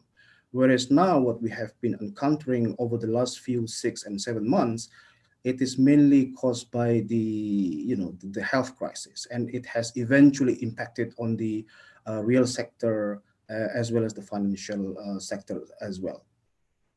But I think we should all bear in mind that when we are talking about Islamic economics or the Islamic economy, we should really be firmly enough in articulating that Islamic economics engine is essentially a real sector. Because when we learn about Islamic economic, Islamic finance, there has been always an emphasis, a strong emphasis on the interconnection between the financial sector and real sectors. However, when the real sector is not being harnessed, is not being prospered, then obviously or inevitably we cannot really expect that Islamic economy or Islam or Muslim economy will be prosperous as well as the result. And this is now what has been happening. And if we would like to discuss about how the outlook of the Muslim economy, in particular OIC member countries or ISDB member countries going forward, in light of the current pandemic, I cannot say that it is bright. At least over the past 6 months or 7 months, even we all know that the IMF as well as the World Bank has already revised their growth, global growth projection. Initially, they projected 2.9 or nearly 3%, minus 3%, and now recently they revised into nearly 5% or 4.9%. It has been happening the same time across the board, even in OIC member countries or ISDB member countries as well. Next, please. Yeah, this is what I have explained just now. Next, please. Right. Without any exception and without a shadow of a doubt, whether we would like to compare the economy in the emerging countries as well as the advanced economies, they have, they have suffered the same thing. The projections of the growth in terms of the GDP growth over the past few months has been declining, and it may still continue to decline over the few coming months as well. And it may be a bit challenging and may not be practical as well to make a comprehensive, or integrated overview on what has been happening in 57 member countries. So what I would like to do is to create a snapshot on the 3 main Muslim countries that are the member of G20, namely Indonesia, Saudi Arabia, and Turkey. And Dr. Sutan has been very kind enough to shed some lights on the, the COVID response in terms of policy response to the pandemic, as well as earlier by Dr. Halim. So I think it has made my job even easier in these sessions, which I have already anticipated, by the way. Right, next, please. So before talking about this, the value propositions or the values that have stood out during this pandemic, if we would like to have a bird's eye view on the macroeconomic aspect or the macroeconomic perspective of the economy from the Islamic point of view, perhaps if I may allow to adopt the framework by one of the prominent Muslim economists, Professor Saheruddin, who received the ISDB prize winner in 2016. What he did was to create the macroeconomic framework in Islamic economics. Essentially, it has 3 main pillars. First pillar is the government sector. Second pillar is the private sector. And the third pillar, what he called as the irfaq sector. Irfaq sector, essentially, something or a sector that has been profoundly glorified plus popularized by many of us, namely Islamic social finance. It consists of the sector of zakat, awqaf, and not for profit micro financial institutions. And if we look at these 3 sectors since the pandemic started, the first 2 sectors have been tormented, so to speak. So many economic stimulus have been launched, have been unraveled by so many different governments. And now what has been happening, the trend is showing that at the end of the day, we may have to resort to a sector, namely Islamic social finance sector or irfaq sector, that unfortunately, one way or the other, has not really been taken care of. And I think it has somehow regained the prominence, in the 2014-2015, and without any doubt, I believe that even the terminology of Islamic social finance was popularized by the institute that I'm now affiliated with, Islamic Research and Training Institute, with the publication of the first Islamic social finance report. Now, what are the policy options? I do not want to repeat, so many economic stimulus, be it monetary or fiscal, but what we can see over the past few months, we cannot simply, never mind monetary policies, it doesn't really work in the most effective as well as efficient manner. Fiscal has been suffering. So many different countries, even Saudi Arabia, GCC countries, let alone Turkey and Indonesia and many other countries as well within the OIC umbrella, the fiscal has been pressurized in quite a great deal. So one of the examples, for instance, later on, next please.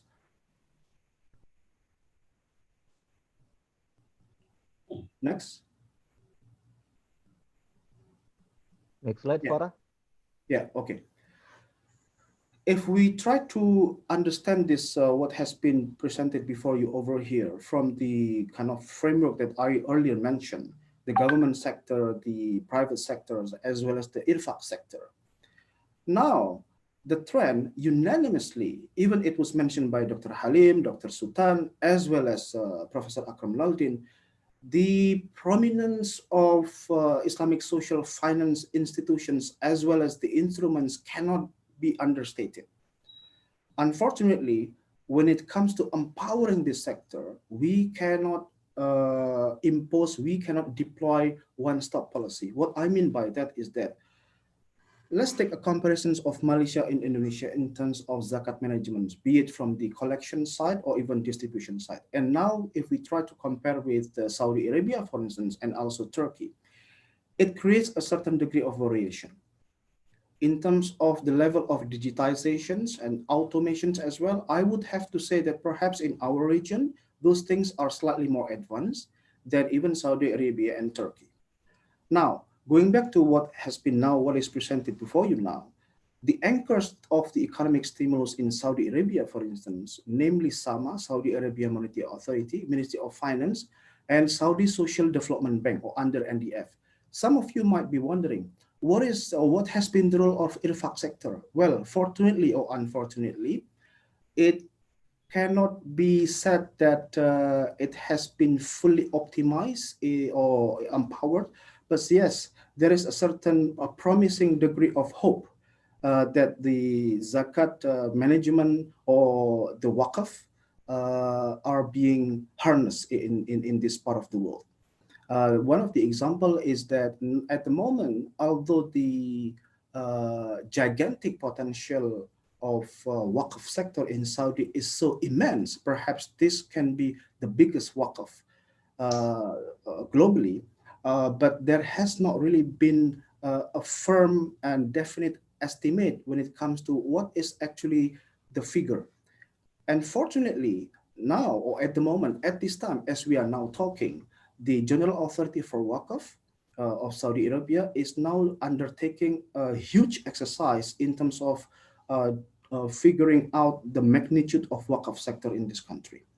Zakat, let me share with you one of quite interesting experience example in Saudi Arabia.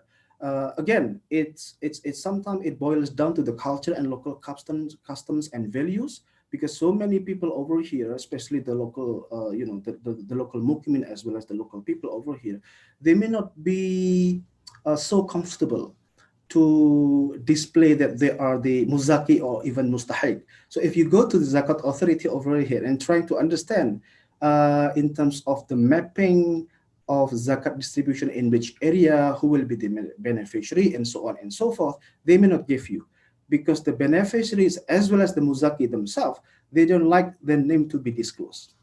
This can be quite entirely different if we take a look at the experience of even Indonesia or even Malaysia in that respect. Now, going to Turkey, again, without delving much into the political system and political economic setup in those countries, but without any doubt, we cannot deny the fact that the institutional political setup may have an impact on how effective the policy imposed by the government in responding to any type of crisis. Take the example of Turkey, for instance. Any initiatives under which any policy formulations is created is coordinated by the Ministry of Finance and Treasury. CBRT is Central Bank of Turkey, and CBRT is no longer or entirely independent as compared to the 3-4 years before, because certain roles and functions of the Treasury is now under the Ministry of Finance and Treasury. And you may be wondering, zakat. What about zakat or the infaq sector in Turkey, zakat and awqaf? One way or the other, it is that kind of role is played by the Diyanet. Diyanet is similar to the Ministry of Religious Affairs, still under the control of government. But typically, when it comes to distribution of zakat and awqaf, they mainly rely upon the clusters of mahalli rather than entirely relying on the zakat management at the national level. So this kind of typology of society and community in different countries may play a big role in terms of how effective the social finance sector or infaq sector can play a big role in responding or in helping the government in mitigating the COVID-19 pandemic. Next, please. Right. As you all know that there has been quite a great deal of shift in terms of the trends in Islamic financial services industry, because there has been a full realization and perhaps convictions and allegations, so to speak, that the Islamic financial services industry cannot be relied upon entirely in terms of, responding to the economic challenges in Muslim countries. So now you can see that there has been alignment with the SDG, and then the creations of more socio-economic friendly financial instruments by combining commercial proposition with financial and social inclusion impact as well. One of the reasons by, so many examples were, deliberated upon by Dr. Akram Laidin in terms of, impact investing, innovative sukuk, in terms of sustainability sukuk, green sukuk, and so on and so forth. So we cannot deny the fact that trend is taking place and still going that way as well. Next, please. So what does actually the change tell us? Actually, the essence of the change is primarily telling us that Islamic finance value propositions are universal and are still relevant with the inevitable change. I don't want to delve much into what kind of change that may take place, because so many of you, well, I wish Dr. Akram was still here, because then there are so many fiqh traditional rulings that can be challenged during and modified, so to speak, even during the pandemic, which cannot be upheld even during the normal time. Next, please. So what's next? We all realize that the social norms and values may evolve, and values that really stand out during this pandemic is the trust, shared prosperity, and solidarity. So to what extent we can maintain these values for the years to come, it remains to be seen, because especially with the upcoming era of, it is now in fact already in the era of digitization, and digitalization are unstoppable. Are we getting more selfish? Are we more benevolent from the Islamic economics point of view? Are we now evolving to become the Homo Islamicus, or we still maintain our Homo economicus nature as human being? I don't know. This can be 1,001 million questions. And last but not least is people may start questioning the subscriptions to the globalization, because if we look at the supply chains of the global trade, for instance, nearly 1/3 or 2/3 of global supply chain is controlled by China. So maybe eventually they may have to resort to regionalization, or even to a certain degree localizations. Now, one thing that I would like to spell out in my last minute of my presentation is that what will be the key then to recover?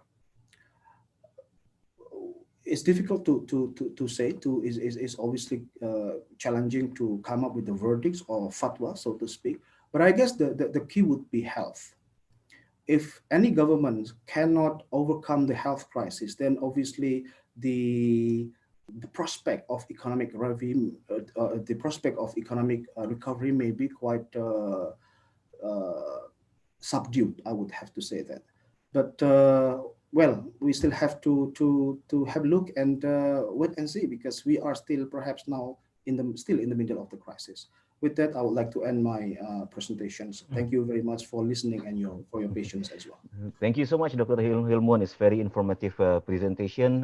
Maybe I do not need to summarize because your presentation is very, very clear, especially about the three pillars of macroeconomic framework for Islamic economy: the government, private, and infract sector. You also explained a little bit about the infract sector in Saudi Arabia, for example, the social development banks and the role of the Hidayat in Turkey. But another interesting thing, but it's out of the topic actually. You explained about three OIC countries in the G20, which is Saudi Arabia, Indonesia, and Turkey. I realize how genius you are. It's just a joke actually, because you stay in Saudi and you are Indonesian and you married a Turkish. just kidding. But then before you attended your meeting, another meeting, there are one questions from the participant of this webinar.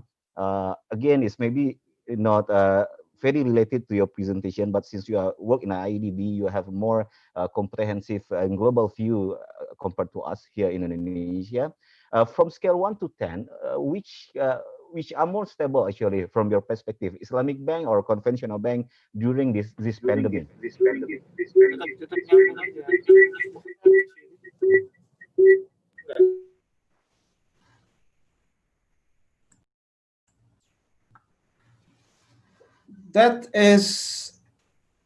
This is how I will answer that question.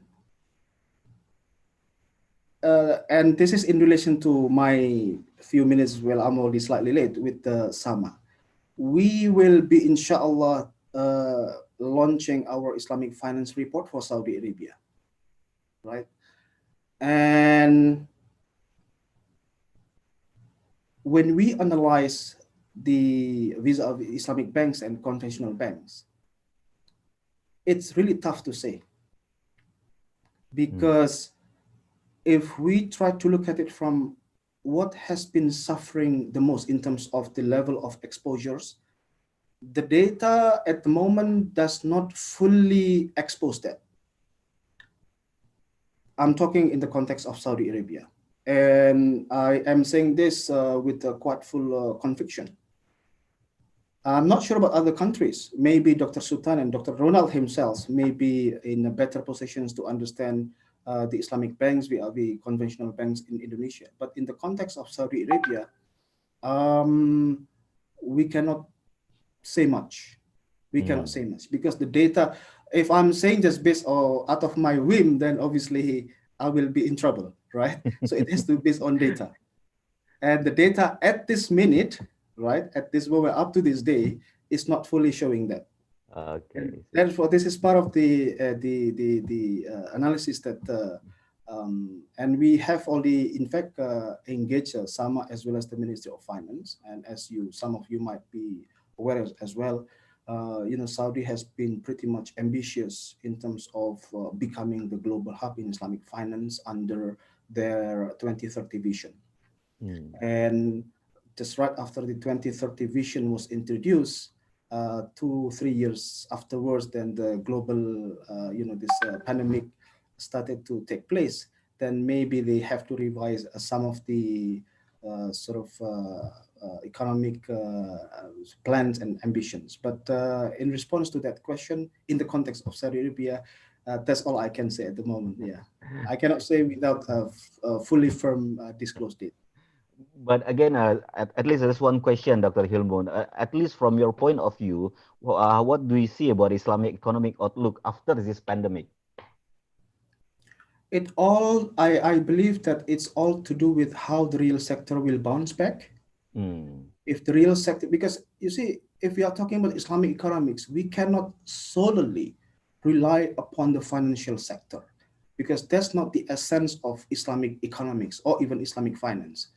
And as I earlier mentioned, the soul, the bread and butter of Islamic economy is a real sector. If real sector is suffering, inevitably it will create a hit as well on the Islamic financial sector. And now, how the real sector will bounce back? There are so many different variety of economic stimulus that have been deployed by so many governments, but to what extent it will be quite effective? Still, I think we are already in Muharram. I think after 2-3 months, maybe we can see the result of that. The going back to normal. We'll see. Okay, thank you so much, Dr. Hylmun. It's always a nice moment to have time to chat with you. Hopefully, we can meet again very soon, inshallah. And now we turn to Dr. Emir. We have a lot of questions. Thank you very much. Sorry, Dr. Ronald, to interrupt because Dr. Hylmun leaving. Dr. Taufik and I would like to thank you on behalf of executive management of KNEKS. Thank you. Shukran. Okay. So, Dr. Sutan Emir, we have a few questions here, although we only have 10 minutes left. Maybe you can answer these questions. The question is about the zakah. How could we, what strategy that we can use to improve collection of this wealth, zakat, infak, sadaqah, when income of those who giving zakat of infak or sadaqah is reduced? And then there's also a question about related to this as well, how to ensure we could distribute the zakah and wakaf equally, because those who ask this question found the fact that in many remote villages, many of villages, especially the poor, didn't get any zakah.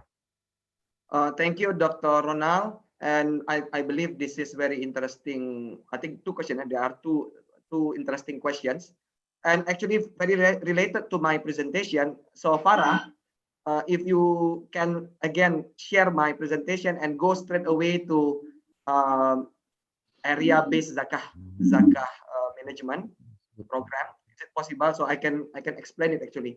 Unfortunately, I did not explain it in details last time due to the limited time, but the questions are very much related. But before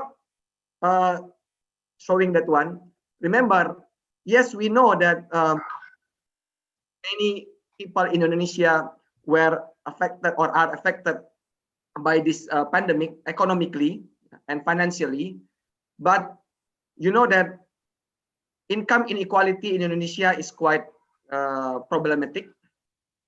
If you see at the news, you can find 4 richest Indonesia, for richest Indonesian are controlling wealth equally to 100 million average Indonesians. Can you imagine the income inequality? If you Google that one, you will find. So it means there are actually rich people, but unfortunately redistribution is not effective so far. So that's why, and even Muslims, there are also Muslim middle class, higher middle class, and even rich people. So in terms of redistribution, we know that Islamic social funds are Islamic social financial instruments are actually redistribution mechanism in Islam. And I mentioned to you, the key here to get better trust from the people, number one, transparency is very important. That's why I'm suggesting to implement digitalization of zakah, infak, and sadaqah, where everyone can monitor, governance is better, and it is linked with integrated databases. Next slide, please, Farah. This is what I'm going to explain.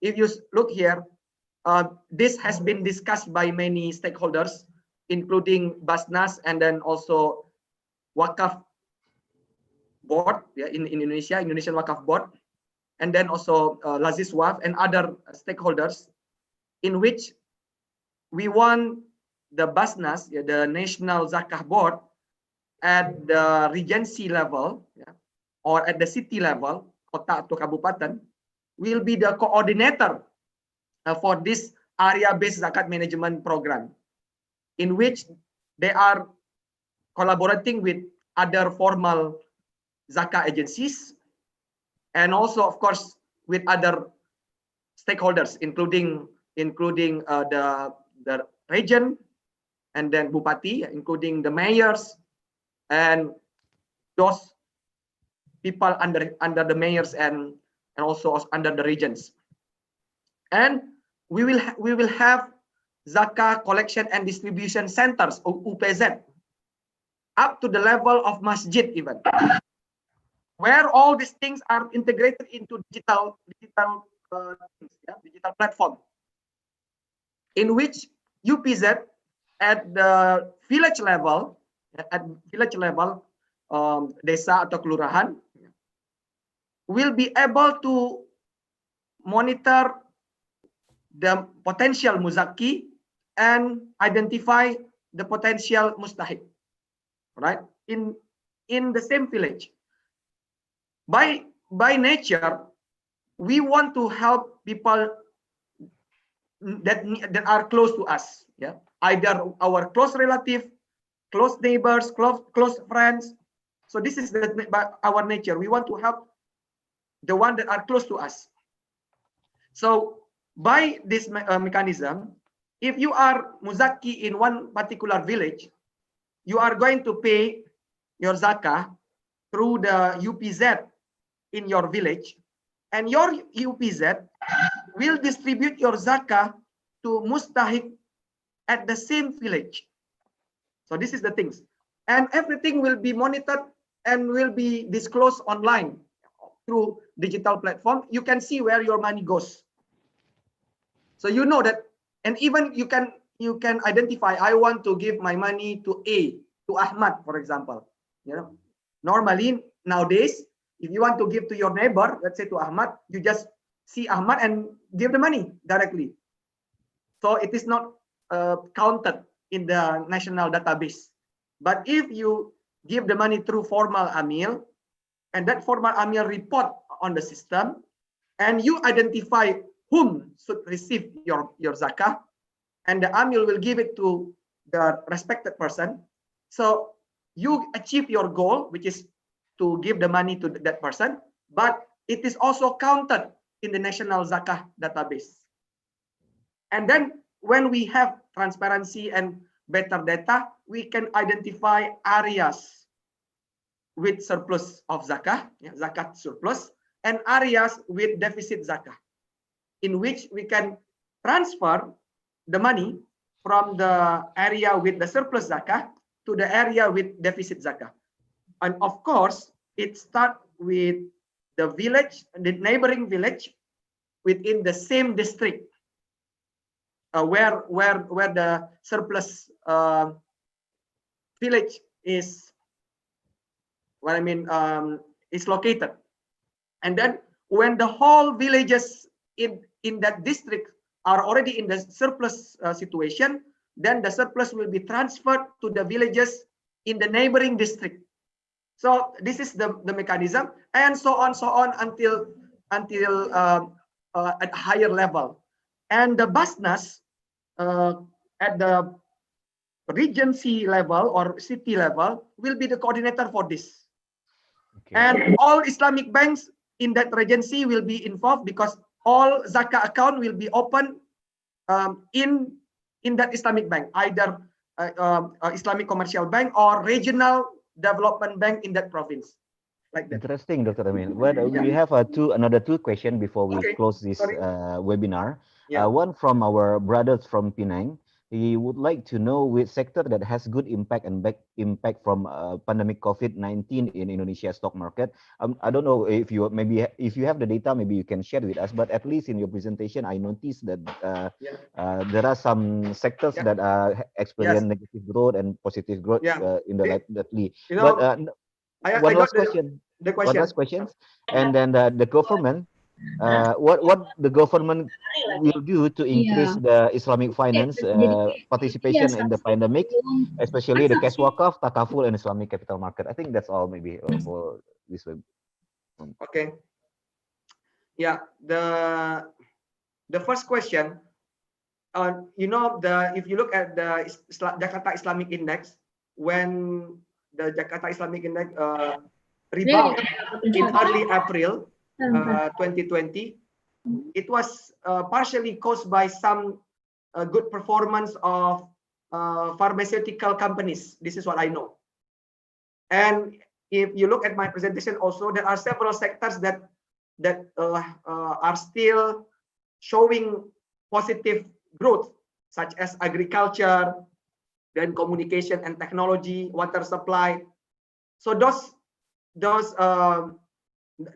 companies, the companies that are within these sectors, I believe they will experience also good growth, inshallah. Yeah, but of course, I didn't know at the moment what kind of sectors. But last time when the GII recovered, one of the factors was due to the recovery or rebounding of pharmaceutical companies. This is the first question, Pak Ronald. And for the bad impact, many, yeah, of course, you know, construction and then tourism sectors, yeah, they are hardly or severely affected by the crisis. And the second question about what I forgot, Pak Ronald. Pak Ronald, Dr. Ronald. Sorry, what the government will do related to to promote the cash wakaf, takaful, Islamic capital market during this pandemic? Yeah, to answer it in general, number one, we have the Indonesian Islamic Economy Master Plan 2019-2024, where the roadmap of Islamic economy and finance development of Indonesia can be traced. Yeah, if you want to know where Islamic economy and finance in Indonesia is going forward, just look at the MEXI, and some of the aspects are related to Islamic social funds. And we are at the executive management of KNEKS, along with many stakeholders, more than 150 stakeholders. Last year, we already produced implementation plans or action plans for this MEXI. And there are around 47 strategic initiatives, and 11 of them are related to the development of wakaf, infak, sadaqah, zakat, Islamic social funds. And other stakeholders, for example, like the Ministry of Finance has successfully launched Cash Wakaf Link Sukuk and is going to launch the second series, inshallah. Of course, with Wakaf, National Wakaf Agency, or board, BWI, and others, yeah, other sectors also push this agenda. So inshallah, I'm sure that especially during this pandemic, yeah, Cash Wakaf Link Sukuk is a very good instrument. Because why? Because you invest your money in sovereign sukuk, in sukuk negara, yeah, in sovereign sukuk, and then your return will be used also for social purposes. Yeah, the return from the investment will be used for social purposes like providing healthcare, education, and other things. This is really needed during this time, helping the country at the same time also providing social activities. That's maybe my answer, Dr. Okay, thank you so much, Dr. Emir, for your kind explanations, and of course, thank you so much as well for other speakers who maybe already left this webinar. Ladies and gentlemen, we reached the end of this today international webinar. I hope you learned many things, and I'm sure, yes, you already learned so many things about these topics. And before we close this webinar, one more time, we'd like to thanks for the organizer, the IAEI, KNEKS, and also LPS for organizing this fruitful discussion this afternoon. And we hope that this is not the last, and we will have another event or sharing of knowledge later in the near futures. And maybe you want to say something, Dr. Emir, before we close? Thank you very much, LPS, especially for you, Dr. Ronald, for arranging this event, and also to Indonesian Association of Islamic Economists, Hardini and team.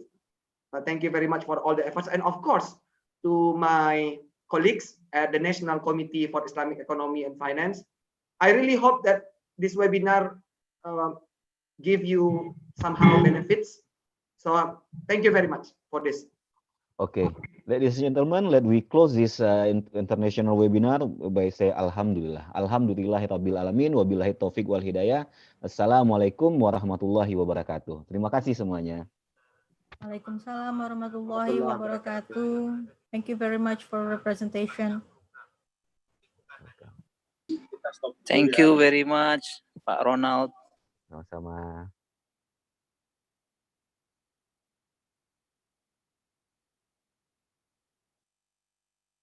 Oh.